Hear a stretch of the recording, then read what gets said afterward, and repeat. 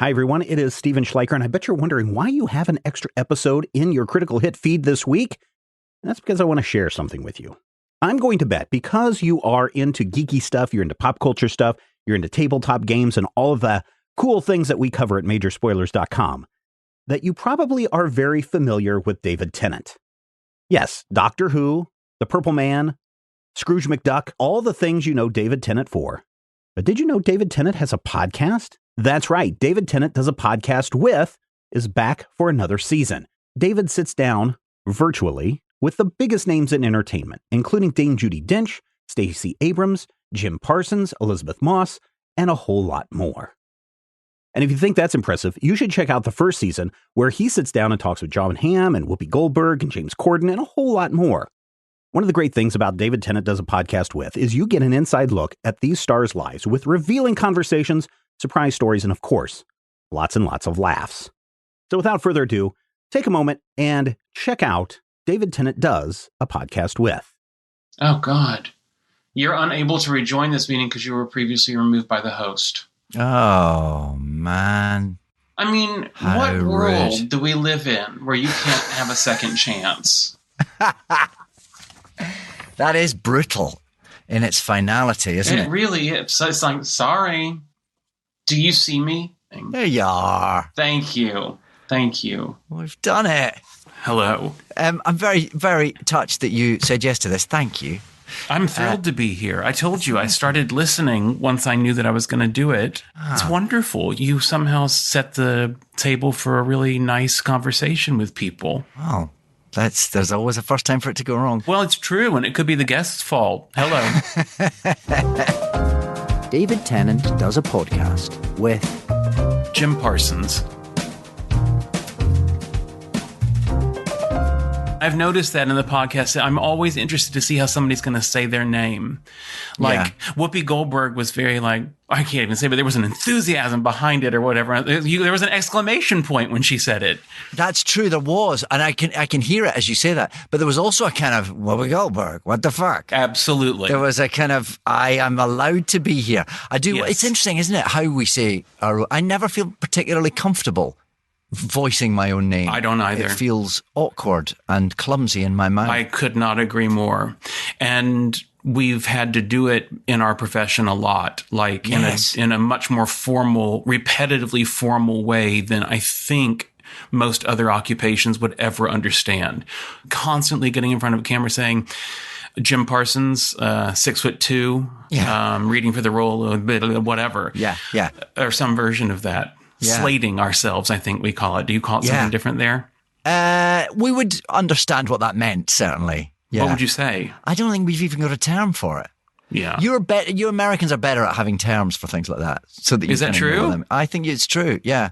We would just go, just say your name and give us your agent's name. Well, I would prefer that, actually. I don't like that it's got its own name, to be honest with you. It seems like such an informal, silly little thing that it doesn't deserve its own title. That may be true. Did you ever do those auditions where they would make you hold up? They wouldn't even get you to say it. They'd make you hold up a card with your name on it, like you were a prisoner of war. But back to our point about having to say your own name, as if you're going to get that wrong in some way. And I don't mispronounce, but like give the wrong message. Yes. Like that's not a good case. Don't trust them. Write it down. But you're right. It is prisoner of war.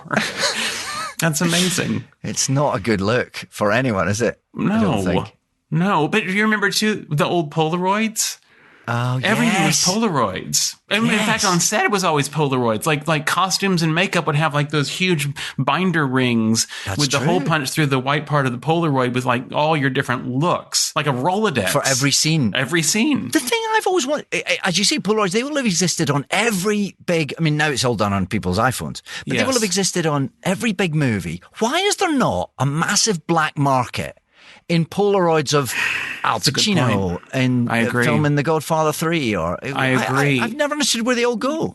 Well, and not only that, but it's not just a behind the scenes look. I would say a majority, and if not a majority, at least 50% of actors are complete jackass goofballs anytime they get a continuity picture taken. Yeah. And so you get some really sometimes tragic, especially of your own, if you feel that way about yourself, but some real gold from these pictures of people. Like people like Al Pacino or whatever, pulling some face. You're like, when would he ever do that? But it's on set, getting continuity shot. And they're all gathering dust in some, I guess. You have to assume they weren't somewhere. Like burned, you know.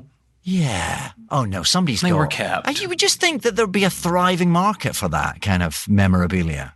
Well, I mean, I don't know that everybody knows outside of our industry, and maybe it just hasn't occurred to the type of... They do now, you know. We might have opened the floodgates here. I hope so. Yeah. I don't have that many of me, because they transitioned by the time I was doing it. Yes. Well, it no longer exists, but I remember it very vividly. One of my first big TV jobs, I remember I did exactly that on every Polaroid. And again, this goes back to one's own sense of self, one's own feeling that you have a right to be there. On every Polaroid, I felt the need to sort of pull some goofy face or lark about. And until about a month in, the makeup designer, who was quite a stern lady, went, I am a professional doing my job, and you are not allowing me to do my job. Stop. And I got really, really properly told off. Yeah. And I've never heard that. I suddenly felt like a 5-year-old schoolboy, and ever since. Oh, I'm sure you did. Oh, I was gutted. I don't respond well to being scolded. No. How does it make you go? Does it make you punch back, or does it make you wither? No. I mean, much later, like going over it in bed at night, going, God, I wish I'd have said, like, you know what? I'm just trying to make the world a better place. You know? But at the time? No. I just want to crawl away. I just, I think I know that I have a fear of authority. That's a real thing. I mean, I'm conscious of it, so I try not to let it get in my way. But in all honesty, I mean, that's what that stems from. To take this serious with your makeup story. We've gone deep fast. But it's true. I know that's what it's about. It's like, because I would agree with her to a degree. You are a professional. Yes, she was right. That's why I withered. You are the authority in this moment. And so I'm kind of having as much fun with it as I can, because I don't know. I stop everything I'm doing to let her do whatever she needs to do to get her picture or whatever, and you're in her hands. And then to find that you've misbehaved in that moment, awful.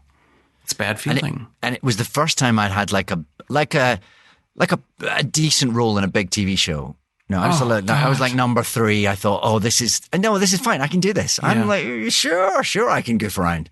And in that moment, it was like, no, you not only do you get this wrong, you don't deserve to be here. Go back to Paisley. All that. How old were you? 30. Yeah. Early 30s. So you and I both, I guess, then were later in being in the kind of work that you would get recognized for, or working with honest to God, constant professionals all the time, not kind of rotating in and out of, I do a commercial here and there, and then I'm back in the garage doing whatever, which is fine. I had a great time doing that, but yeah. Yes, probably actually not dissimilar. What age were you when Big Bang Theory happened? When Big Bang started, I was 33. Right. Okay. I was probably about 33. That's the story I'm telling was probably about, there was a show called Blackpool, which was kind of the first time I was in a kind of leading role on the TV. Yeah. Mm-hmm. And it was, I still consider that's been a real blessing for me, that my trajectory happened the way it did. That it didn't happen to you when you were 18? Time-wise. Yeah. Yes. Yeah. I mean, I wouldn't have been able to handle it, for one thing. No. I was a late bloomer in some ways. Not that I was ever irresponsible to the, well, I mean, sure. But you know, I wasn't a tragic case or whatever, but I wouldn't have known how to compute all this kind of stuff at all. Right. Even just being on set in that kind of pressured environment, or I would have made it very pressured for myself. I know I would have. There you go. A little break in your critical hit action as the Void Saga reaches its epic conclusion.